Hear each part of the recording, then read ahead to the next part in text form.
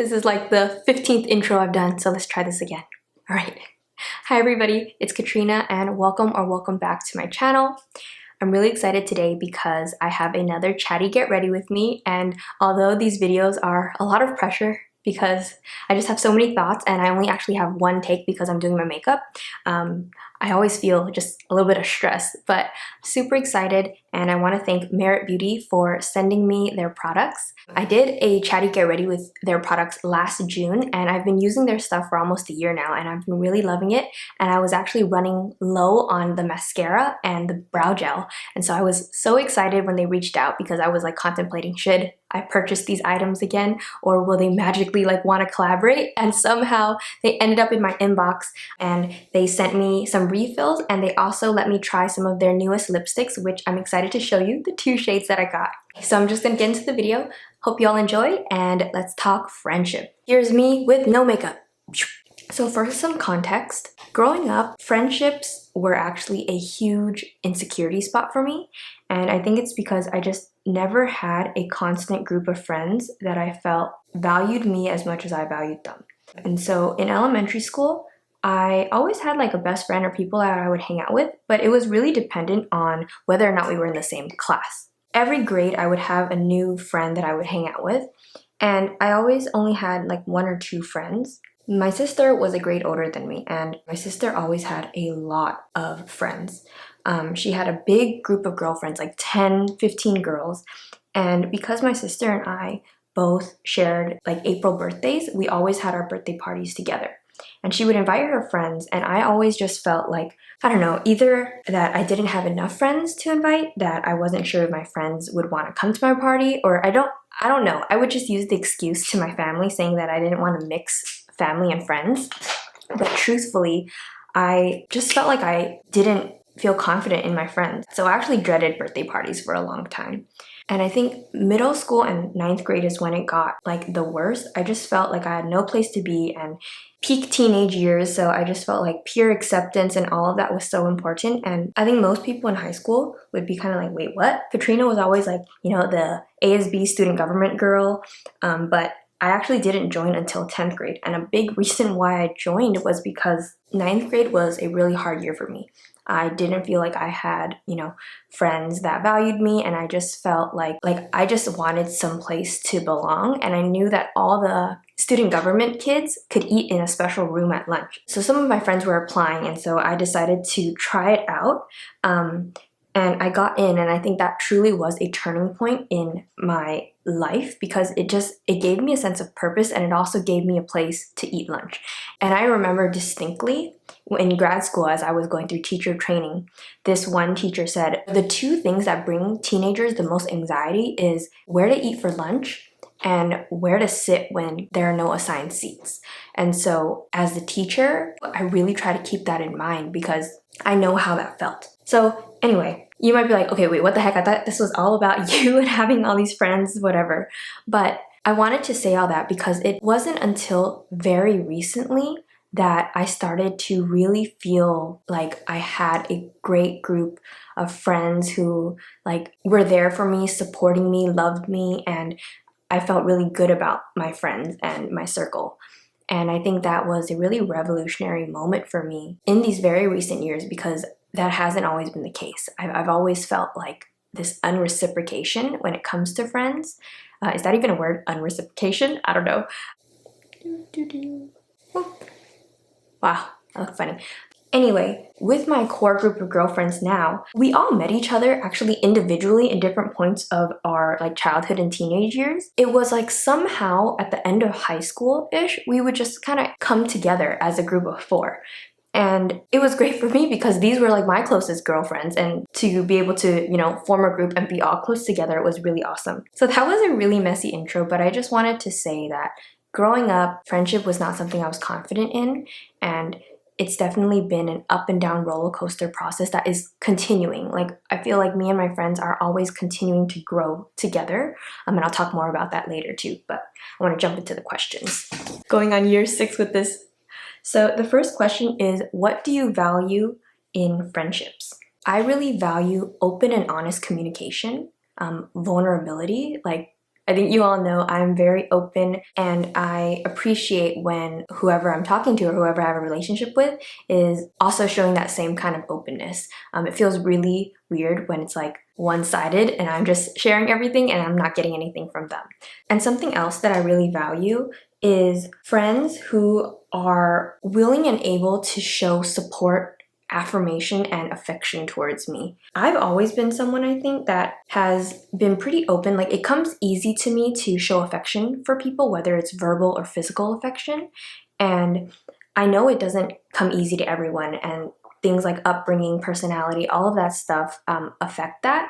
But I think I'm at a point in my life where I just can't really deal with friends who are like too cool to, you know, show or say or just demonstrate in some way that they care and appreciate you. So the second question is, how often is the ideal frequency of hanging out with friends for you? I actually don't think I have an ideal frequency because a lot of my relationships are maintained almost exclusively virtually. Like, I don't see my friends that much. Even friends that I live like within 5 minutes away from, we don't see each other that often. And I think like that filial piety and balancing, you know, like Asian culture plays a lot into it. I feel guilty towards my family when I hang out with my friends too much because I feel like I'm not spending enough time with my family. But at the same time, like, having hung out with friends recently for the first time in years because of COVID and because of grad school, I've just left all these, you know, hangouts and stuff feeling so warm, and it's made me realize like, wow, spending time with friends in person is really, really nice. And so I would like to do it more. But in terms of like ideal, I honestly don't have one, and I actually don't think that it's necessary for me to hang out with friends to maintain a friendship.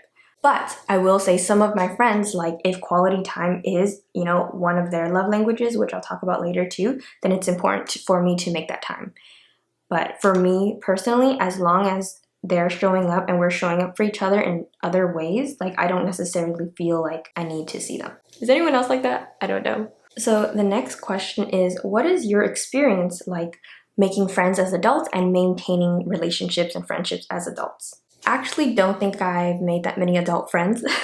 I feel like the thing that comes to mind for me when I think of friends in my adult life is grad school.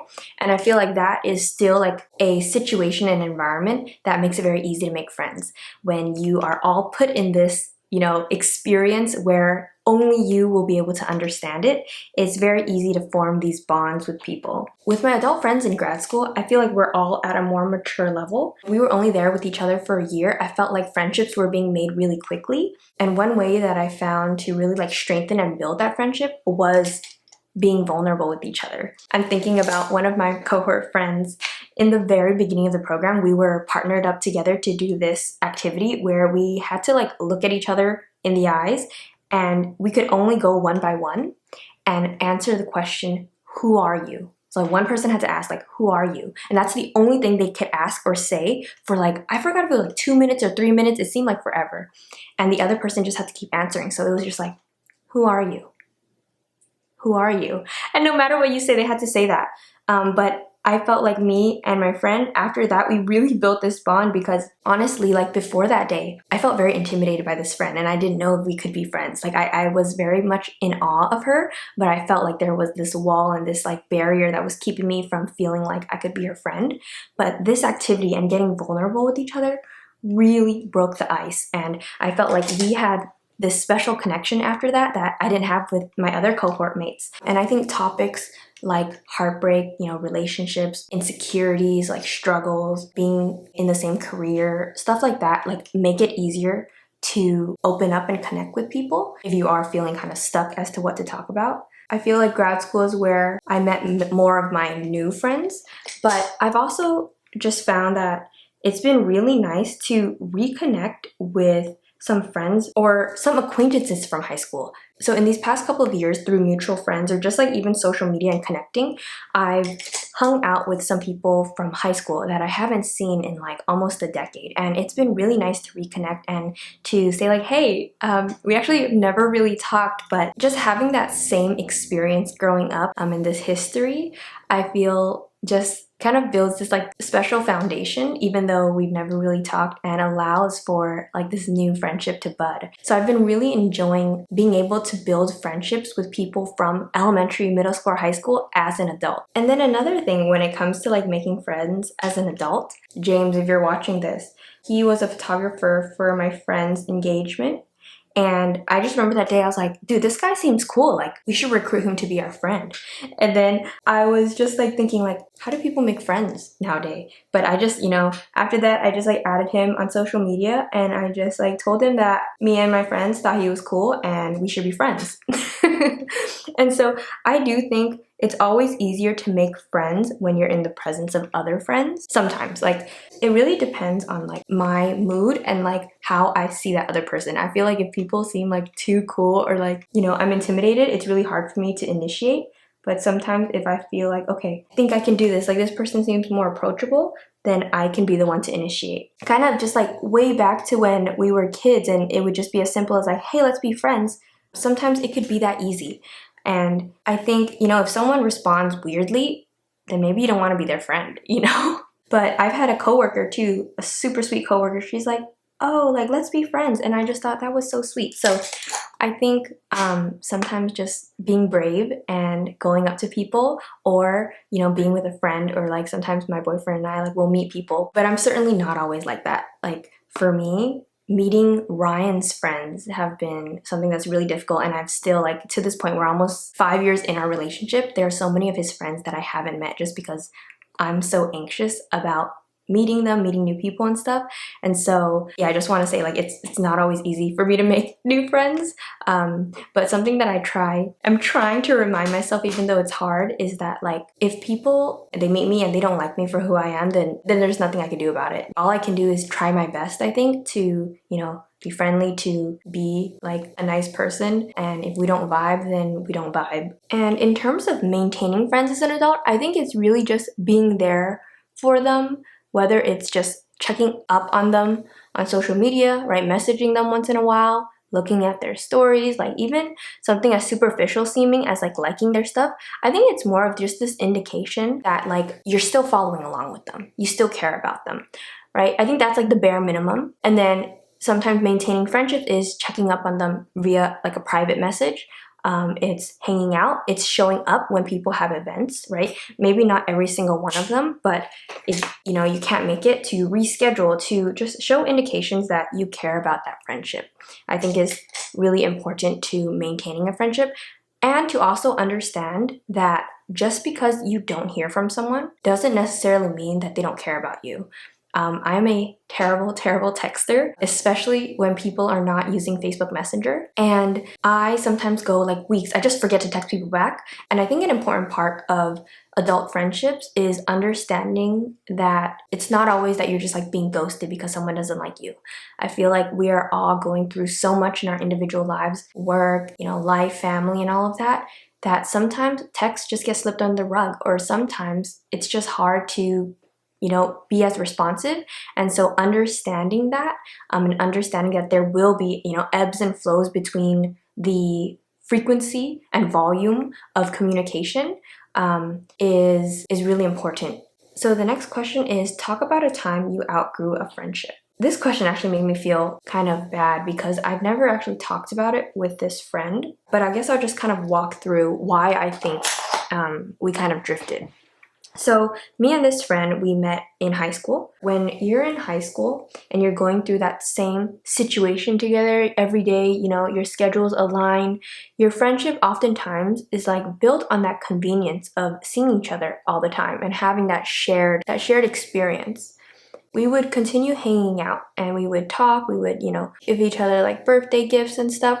And every time we were home together, because we didn't go to the same college, we would make a point to hang out. And it was always very nice. But I think there came a point where I started to realize that each time we would hang out, I felt like the conversations we had were always the same. we just always went back to talk about high school days. And I felt like we didn't have any other things to talk about. And I just found it kind of hard to open up. And as I mentioned, like being open is something that's really important to me. And so if I find myself like feeling like it's very hard to be open with someone, I think that's kind of an indication that something might be, a little bit off. I think what was like that final indicator that, it was time to like kind of drift away or outgrow that friendship was the realization that hanging out seemed more like an obligation that I had to check off during a break when we were both like in the same city. And I think we meant a lot to each other, at that time in our lives, and I cherish the relationship, the friendship that we had. But I don't think that everyone is going to be with us for our entire life journey. And I think that that's okay. For blush, I have two. I'm gonna mix Beverly Hills and Terracotta. So the next question is, do you have advice for friendship of 8 years, but feel like there's a mismatched expectations or you're not on the same page? And this question, I think, is actually, it really spoke to me because I definitely felt that way for a long time when it came to my core group of girlfriends that I was talking about earlier. And I think it's really difficult because unreciprocated relationships suck. Doesn't matter if it's a romantic relationship, which most people focus on, like a friendship, siblinghood, anything. Unreciprocated relationships suck, and it sucks when one side cares more, one side's putting in more effort. But I think a super important thing that I've learned is that it's important to, one, be open in terms of communicating when you feel like your needs are not being met. Two is to understand the different love languages that your friends and you have. Like if you've heard of the 5 love languages, that book was hyper focused on romantic relationships, but that can also be applied to other relationships in your life, including friendships. And it's not limited to just those 5 things, but I think that's a really good framework to just understand that we don't all feel love or receive love in the same way. And it's important to understand the different kinds of ways that people, feel seen by their friends. So for example, within my 4, group of girls, I feel like we all have very different friendship love languages. For one of them, it's very much quality time. Like if she's planning an event, are you going? If she wants to hang out, are you going to show up and be there for her? Like hanging out with her, spending time with her is what really makes her feel loved and feel appreciated. Whereas for another one of my friends, I think her love language is really meeting her where she's at. Right? There will be periods of time where she is more closed off and she's really busy and we won't hear from her for a long time, and to be okay with that, right? To not feel like, oh, it's because she doesn't love us or whatever.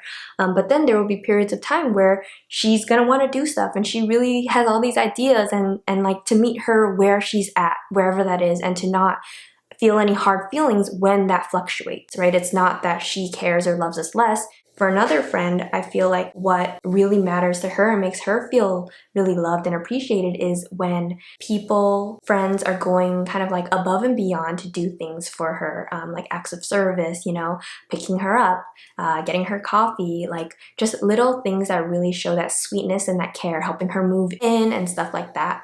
And for me, I think when it comes to my girlfriends, feeling affirmed, feeling like they're staying updated with me, feeling like they're engaging with me and that they're just there for me and giving me that external support.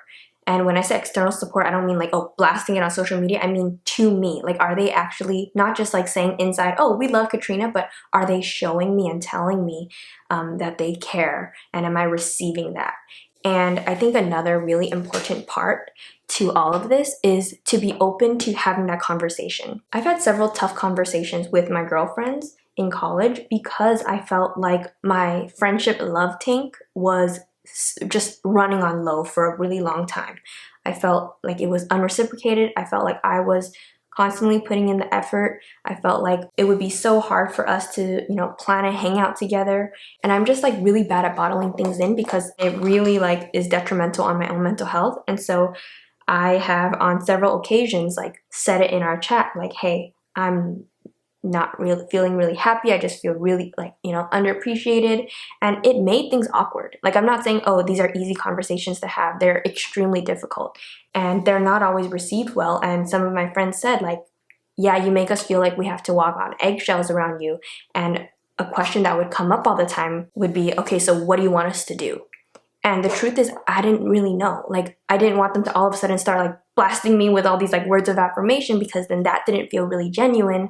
But at the same time, I just knew that right now I didn't feel like how I think I should feel with my closest friends. So I think my advice is to understand that everybody has different love languages, and to also have that open communication with your friends and say, do we care enough about this friendship to do something about it? Because I didn't have those difficult conversations, or I didn't confront my friends because I just wanted to give them a hard time. I confronted them because I cared about them a lot and I wanted our friendship to continue, but I knew that I would just grow really resentful if things didn't change. So I wanted to speak up and advocate for myself, and also let them know, like, I love them a lot, I care about them a lot, and I want us to maintain this friendship. And so I think, yeah, that's the first thing, is to see if you all are on the same page with even wanting to continue this friendship. And if not, then maybe that is the answer. But if you are, then it's to really look at, okay, how do we feel loved and feel seen by our friends? And oftentimes, a friend's love language may not come naturally to you. It might be really uncomfortable for you. But if you care, if you truly care about that relationship and building it, then you're gonna have to put in that effort to change and to do something different, because obviously what you were doing before wasn't enough for them. And I think that's the difficult thing. Like, it's not gonna be an instantaneous shift, but gradually, if you all are open to saying like, hey, you know, like, I'll try more, I'll try better, then that's kind of where it starts to build. And I think it's especially important to do this with friends that we've had for a long time, because we likely met them at a time where we didn't really know what it meant to be a good friend. Like, being a good friend is not something we're just all naturally given or born with. Being a good friend is something that takes a lot of time, a lot of learning and unlearning and trial and error. And I think when we meet friends when we're really young, we aren't equipped with all the things and all the ways to be a better friend. And I think it's inevitable to have these like negative feelings. Like, sometimes I see, you know, videos of people who they say, oh, they've never had, you know, really like negative interaction or like fights with their friends or like bumps in the road. And I think they're so lucky. But I don't think that's super common, especially if they met each other when they were really young, because we're all always growing. And I also just don't want to say that I've always been the best friend, because I've done things that have hurt my friends. I've done things that have ended friendships. And I've had conversations where I just didn't know how to be the best friend.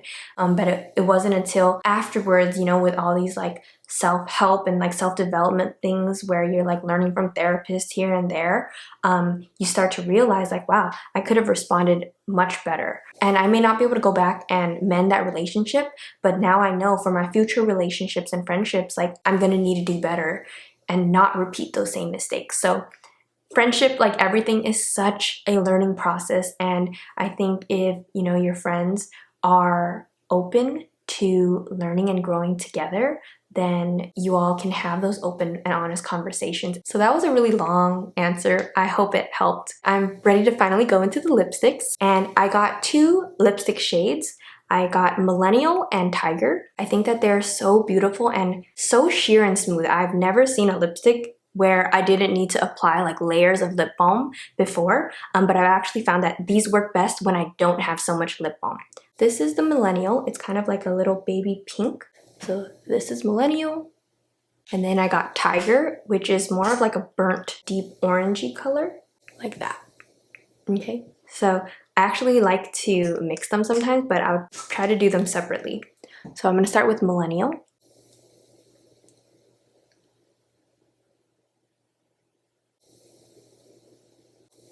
So that is one light layer, and I'll continue building it up.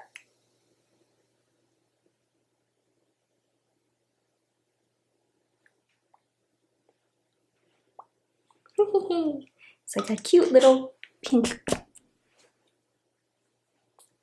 What do you think? So this is Millennial. It's this color. So there's still like a slight tint on it, but I got most of it off. Now I'm gonna apply Tiger.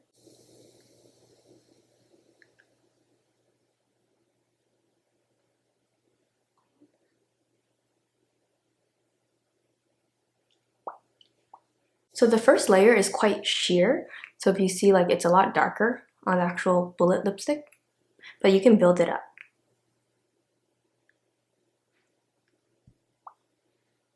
So this one is like this. I'll zoom you out. Which one do you like? Let me know. Do you like Tiger, the darker one, or Millennial, the lighter one? But I'm gonna mix it in, so I'm gonna add some Millennial to this.